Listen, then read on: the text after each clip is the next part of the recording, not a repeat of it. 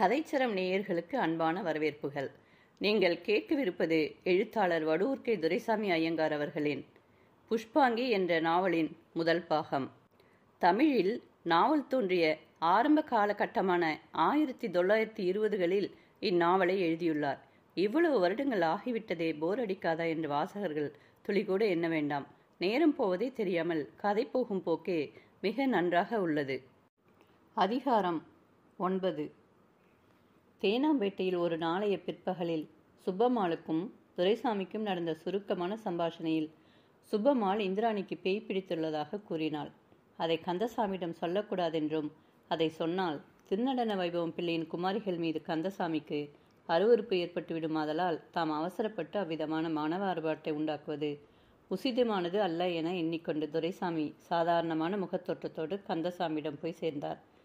கந்தசாமி ஏதாவது விசேஷம் உண்டா என கேட்டார். துரைசாமி ஆன செய்தியாக எதையும் அவள் கொண்டு வரவில்லை. என்ன அண்ணா, உன்னை நடையில் அழைத்து வைத்துக்கொண்டு ரகசியமாக காதில் அவள் ஓதினாள். ஆன செய்தி ஒன்றுமில்லை என்கிறாயே, ஏதாவது கெடுதலான சங்கதியோ என்னவோ. அதை எப்படி என்னிடம் சொல்வதென்று யோசிக்கிறாய் போலிருக்கிறது. துரைசாமி, இவள் தாறுமாறாக பைத்தியம் போல தத்து பித்தென்று உளறுகிறாள். ஏதாவது ஒழுங்கான சங்கதியாக இருந்தால் நான் உன்னிடம் சொல்லாமல் எனக்குள்ளேயே வைத்துக் கொள்வேனா? கந்தசாமி, ஜமீன்தாருடைய மூத்த பெண்ணை முனியாண்டவன் பிடித்து கொண்டு ஆட்டுகிறது என அவள் சொன்னதெல்லாம் என் காதிலும் சுமாராக பட்டது. தனக்கேற்றிய செய்தியை இவள் சொன்னாள். இவள் மேல் என்ன குற்றம்? விஷயம் கெடுதலாக இருந்தால் அதற்காக மனிதருக்கு அசட்டு பட்டம் கட்டுவதா? மன்னார்குடியிலிருந்து கடிதம் வந்திருப்பதாக இவள் சொன்னது சரியான செய்திதானே? ஜமீன்தாருடைய மூத்த பெண்ணுக்கு பேய் பிடித்திருக்கிறது என்று சொல்வதுதான் எனக்கு ஆத்திரத்தை உண்டாக்குகிறது. கந்தசாமி, அது ஏன் ஆத்திரத்தை உண்டாக்க வேண்டும்? சங்கதி நம் மனதிற்கு பிடிக்கவில்லையானால் அதற்கு நாம் யார் மேல் ஆத்திரப்படுவது? அது அந்த செய்தியை கேட்டு வந்து சொல்கிறவளுடைய குற்றமா, இந்திராணி அம்மாளுடைய குற்றமா? இவள் என்ன செய்வாள்? இவளுக்கு கிடைத்த செய்தியை அப்படியே நம்மிடம் தெரிவித்தாள். இவள் சொன்ன செய்தி விலை மதிப்பற்ற விசேஷ செய்தி அல்லவா? இதிலிருந்து இந்த ஜமீன்தார் வீட்டு ஸ்திரீகளுடைய நாகரிகம் எவ்வளவு என்பதை நாம் மதிப்பிட இது ஒன்றே போதுமல்லவா? துரைசாமி, இது அநேகமாக வெறும் கட்டாகத்தான் இருக்க வேண்டும். பெண் அவ்வளவு கேவலமான நிலைமையில் இருந்தால் தாய் தகவன்மார் இவ்வளவு தூரம் கல்யாணத்துக்கு ஏற்பாடு செய்வார்களா? உங்களுடைய சம்பந்தம் மேலானது என்பது அவர்களுக்கு தெரியாதா? தங்களுடைய பெண் புருஷன் வீட்டில் போய் அவமானப்பட அவர்கள் விரும்புவார்களா? மோகனாம்பல் என்னும் பெண் எழுதியது போல நமக்கு இப்போது தானே கடிதம் வந்தது. பெரிய பெண்ணின் தேக நிலைமை இவ்வளவு கெடுதலாக இருந்தால் அந்த கடிதத்தில் எழுதப்பட்டிருக்கும் செய்தி பொய்யாகிறதல்லவா? கந்தசாமி, ஏன் பொய்யாகும்? இவர்கள் இருவரும் வேறே புருஷர்களை காதலித்தால் மூத்தவளுக்கு இந்த மாதிரி நோய் உண்டாக்கக்கூடாதா? இரண்டும் நிஜமாக இருக்கலாம். துரைசாமி, முதலில் அந்த சின்ன பெண்ணின் கையெழுத்தை நாம் பார்க்க வேண்டும். அதற்கு மேலேதான் நாம் எதையும் நிச்சயப்படுத்த வேண்டும். கந்தசாமி, சரி, உன் இஷ்டப்படியே செய்யனா. ஆத்திரப்பட்டு தப்பான முடிவிற்கு வர எனக்கும் இஷ்டமில்லை என்றார். பின்னர் துரைசாமியும் சுப்பம்மாளும் தனிமையில் சந்தித்த காலத்தில் எப்படியாவது முயற்சி செய்து பெண்களுடைய கையெழுத்துக்களையும் கூடுமானால் அவர்களுடைய போட்டோ படங்களையும் சம்பாதித்து கொண்டு வரும்படி நயமாக வற்புறுத்தி குறிவைத்தார். அன்றைய மாலையில் சிநேகிதர்கள் இருவரும் மொட்டை மெத்தைக்கு ஏறி சென்றனர். கந்தசாமி அப்பொழுது, அதோ இடது பக்கத்தில் இருக்கும் வேப்ப மரத்தடியில் ஒரு நிஜ பந்தல் தெரிகிறது பாரண்ணா. துரைசாமி பார்த்தார். ஆம், ஒரு பந்தல் தெரிகிறது.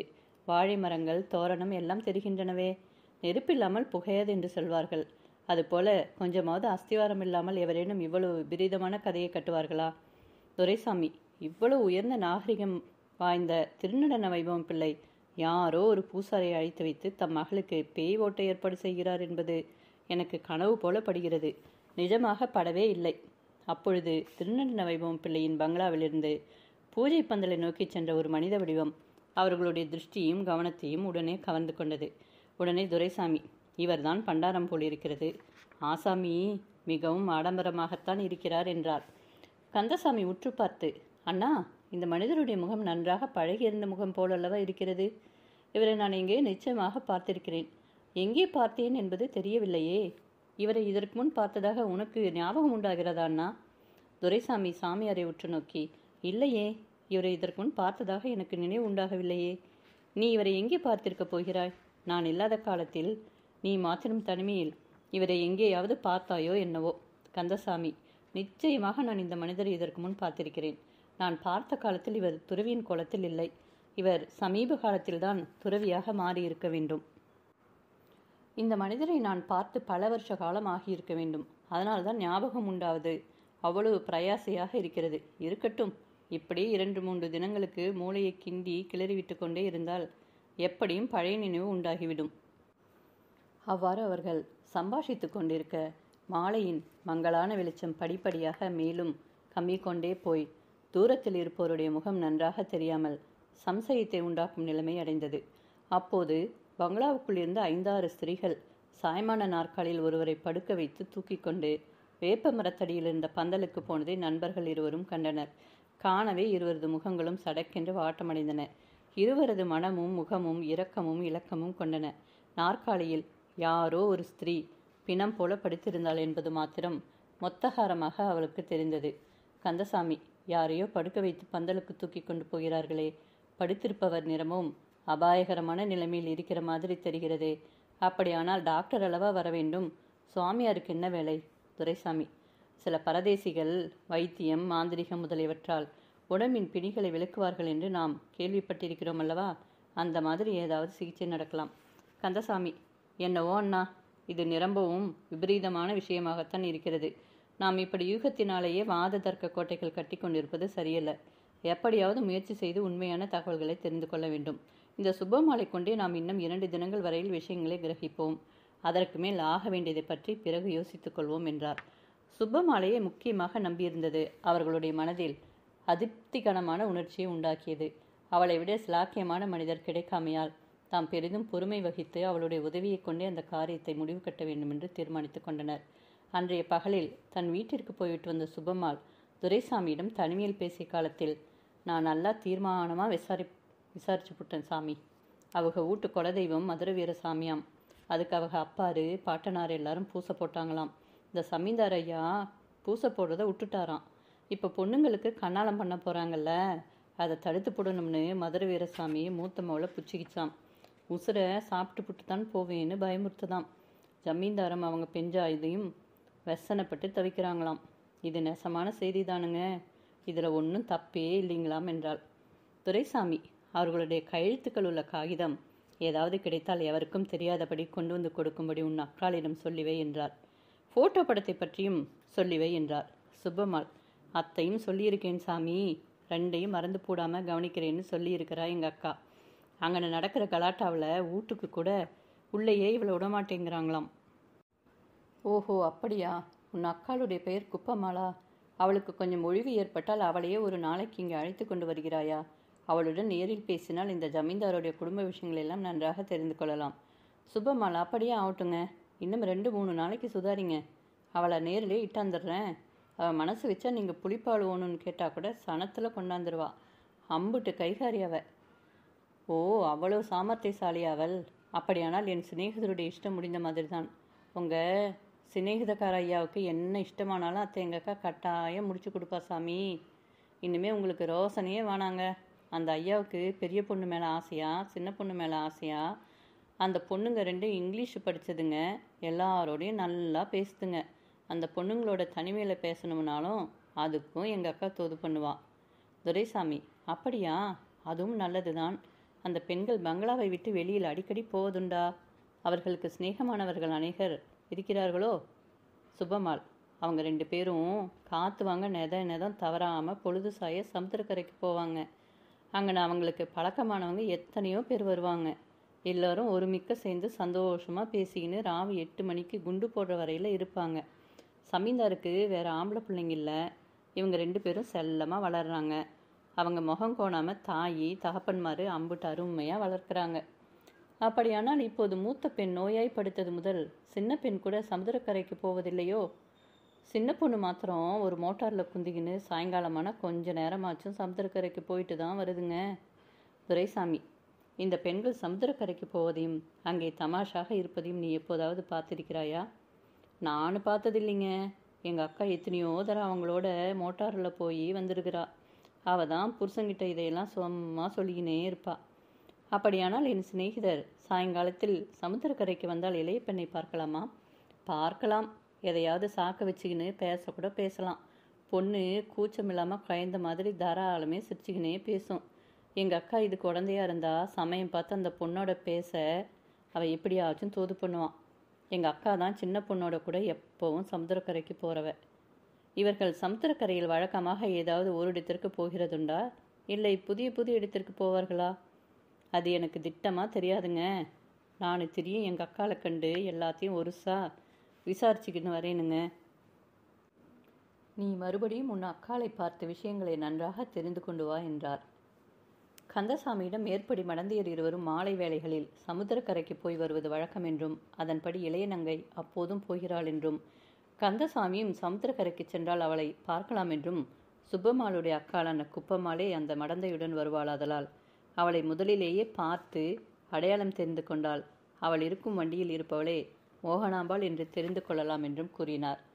அந்த வேலைக்காரிகள் உண்மையானவர்களாக இருப்பார்களா என்ற சந்தேகம் கந்தசாமியின் மனதில் சற்றே எழுந்தது. இங்கே வந்த பிறகு இந்த பெண்களுடைய நடவடிக்கைகளை பற்றி யோசிக்க யோசிக்க வேற எந்த மனிதருடைய சொல்லையோ சாட்சியத்தையோ நம்பி உடனே ஏற்றுக்கொள்வது இந்த விஷயத்தில் தப்பாக முடிந்தாலும் முடியலாம் என்று என் மனதிற்கு படுகிறது. ஆகையால் நீயாவது நானாவது 2 பெண்களில் ஒருத்தியை நேரில் தனிமையில் சந்தித்து நமக்கு வந்திருக்கும் கடிதத்தை காட்டி அது உண்மையில் அவர்களால் எழுதப்பட்டது தானா என்பதை கேட்டு நிச்சயப்படுத்திக் கொள்வதுதான் ஒழுங்கான காரியம் என்று நினைக்கிறேன் என கூறினார். துரைசாமி, நமக்கு எழுதப்பட்டிருக்கும் கடிதம் இளைய பெண்ணால் எழுதப்பட்டதாக தெரிகிறது. ஆகையால் நாம் இளைய பெண்ணிடம் விசாரித்து நிச்சயப்படுத்தி கொண்டால் சீக்கிரம் ஊருக்கு திரும்பலாம். இளைய பெண் இப்போதும் சாயங்கால வேளைகளில் கடற்கரைக்கு போய் வருகிறதாமே, நாமும் கடற்கரைக்கு போவோம். சமயம் பார்த்து நீ போய் கடிதத்தை காட்டி உண்மையை விசாரி, நான் தூரவே இருக்கிறேன் என கந்தசாமி கூறினார். துரைசாமி, நீ யார் என்று அந்த பெண் என்னிடம் கேட்டால் நான் என்ன சொல்லுவது? என்னுடைய சிநேகிதன் என்று சொல். ஏன் அப்படி சொன்னால் என்ன கெடுதல் என கூறினார்.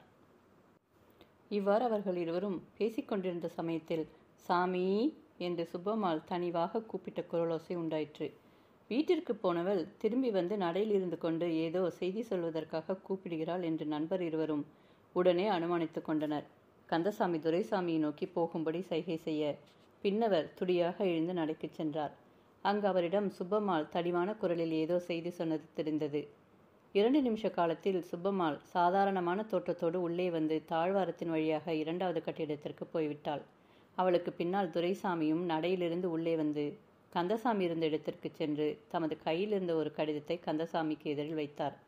அதை பார்த்து வியப்புற்று திடுக்கிட்ட கந்தசாமி தனிவான குரலில் பேசத் தொடங்கி, ஏது கடிதம்? எனக்கா வந்திருக்கிறது என்று கேட்டபடி அதை எடுத்து பார்த்தார். அதன் அடியில் மேல் விலாசம் இங்கிலீஷில் எழுதப்பட்டிருந்தது. மிஸ் சூகா, மதனா பாலஸ், மயிலாப்பூர் என்னும் மேல் விலாசத்தை படித்த கந்தசாமி, என்னண்ணா இது? இது ஏன் என்னிடத்தில் கொடுக்கிறாய்? இது மயிலாப்பூரில் மன்மதனுடைய அரண்மனையில் இருக்கும் சூகத்தம்மாளுக்கு அல்லவா போக வேண்டும்? ஏது இது? இங்கே எதற்காக வந்தது?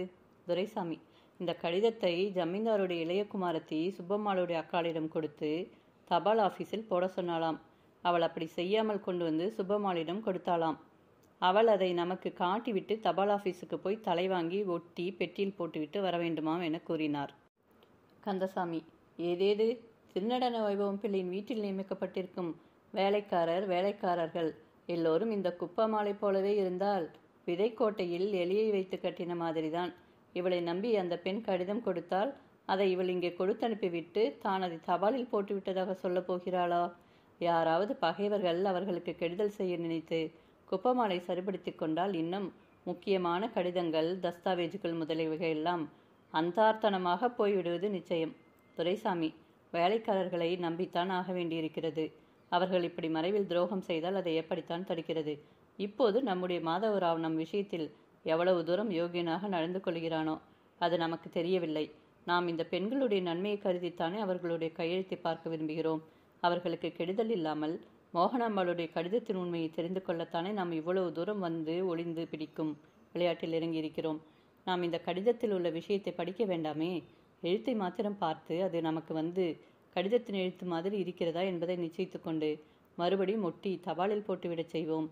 கந்தசாமி, நீ சொல்கிறபடி எழுத்தை மாத்திரம் பார்ப்போம், விஷயத்தை படிக்க வேண்டாம். மடிப்பு கிழையாமல் உரையின் வாயை திற என கூறினார்.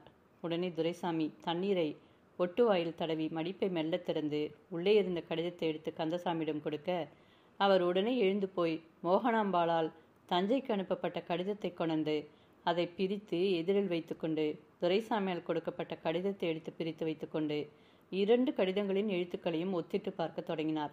பக்கத்தில் நின்ற துரைசாமியும் 2 எழுத்துக்களை முற்று பார்த்து, இரண்டும் ஒருவருடைய கழுத்துக்கள் போலத்தான் இருக்கின்றன. ஆம், சந்தேகமே இல்லை, நிச்சயம் என்றார். நமக்கு கடிதம் எழுதியவரே இந்த கடிதத்தையும் எழுதியிருக்கிறார் என்று தெரிகிறது. நாம் கருதி வந்த காரியம் முடிந்து போன மாதிரிதான். இனி மூட்டை கட்ட வேண்டியதுதான் என்றார் துரைசாமி. இந்த குப்ப மாலை அந்த பெண்களுக்கு விரோதி என்று வைத்துக்கொள்வோம்.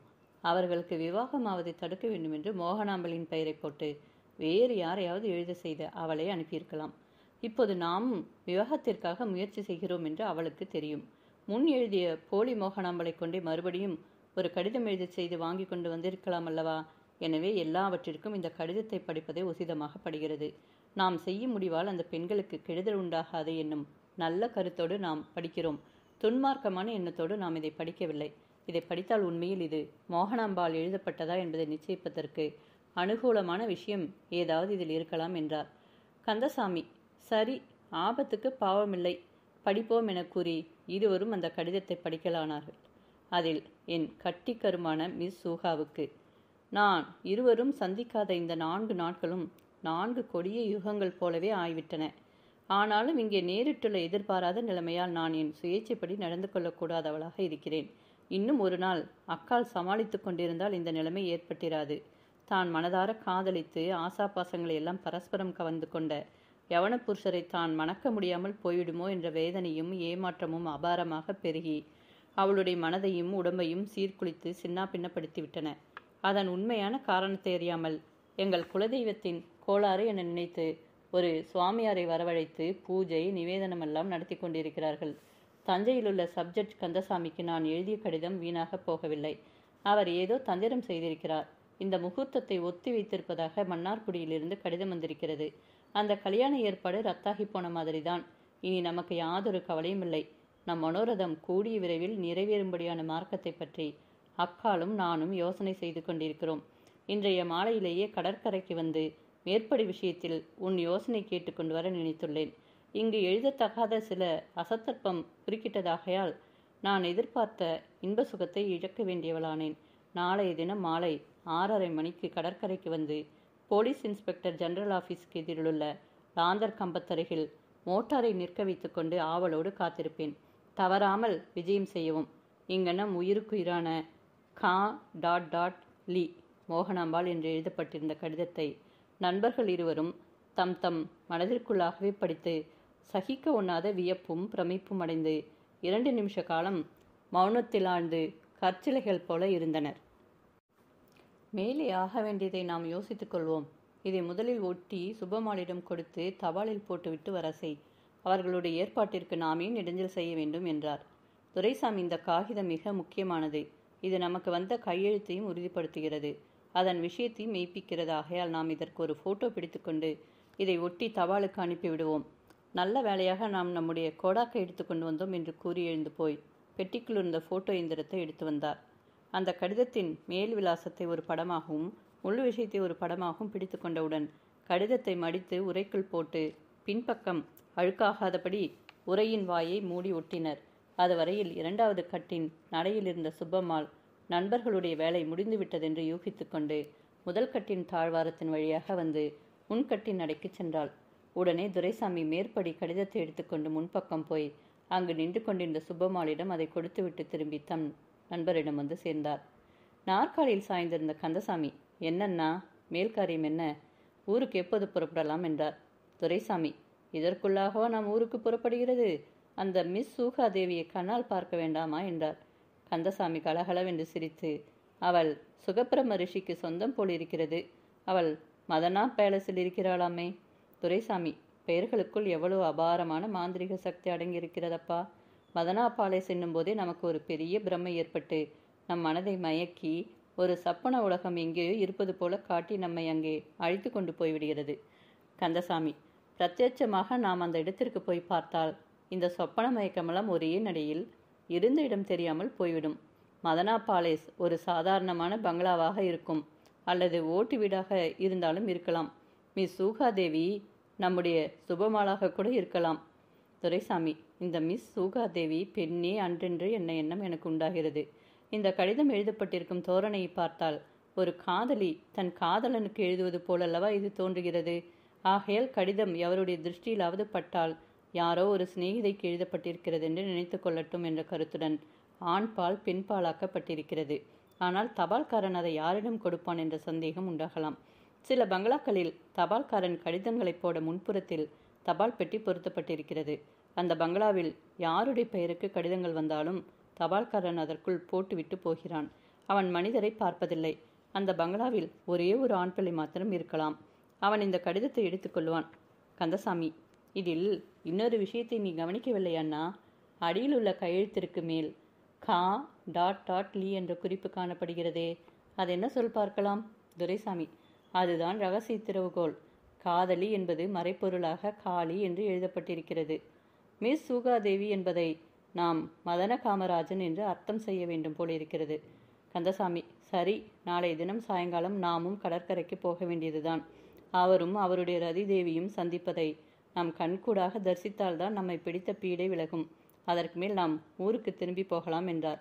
அதே போல் அவர்கள் இருவரும் மறுநாளைய மாலை சரியாக 6 மணிக்கு கடற்கரைக்கு சென்று போலீஸ் இன்ஸ்பெக்டர் ஜெனரல் ஆஃபீஸுக்கு எதிரில் இருந்த மணல் பரப்பில் கட்டுமரங்களின் மறைவில் உட்கார்ந்திருந்தபடி கடிதத்தில் குறிக்கப்பட்ட லாந்தர் கம்பத்தண்டை தமது பார்வையை செலுத்தி மிக ஆவலோடு பாராக் கொடுத்து கொண்டிருந்தனர். முதல் பாகம் இத்துடன் முடிவு பெற்றது. நன்றி.